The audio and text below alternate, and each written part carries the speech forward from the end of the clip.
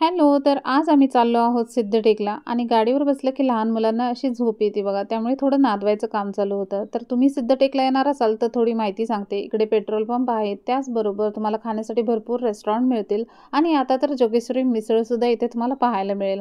त्याचबरोबर सिद्धटेकच्या डाव्या साईडला ही जी छोटी-छोटी घरं दिसतायत, यामध्ये तुम्हाला घरगुती पद्धतीचं जेवण जेवायला मिळेल. फक्त आधी सांगावं लागतं. आणि ही आहे भीमा नदी. भीमा नदीचा हा ब्रिज आणि समोरची जी कमान दिसते आहे, त्यातून डावीकडे तुम्हाला वळायचं आहे.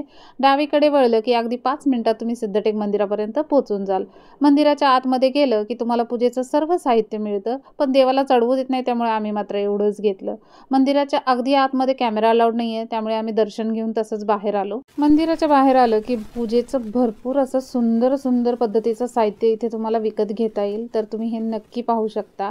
बराच उशीर झाला होता, त्यामुळे आम्ही आता घराकडे वळालो होतो आणि तुम्ही बघू शकता अतिशय सुंदर संध्याकाळ होती. खूप छान वाटत होतं.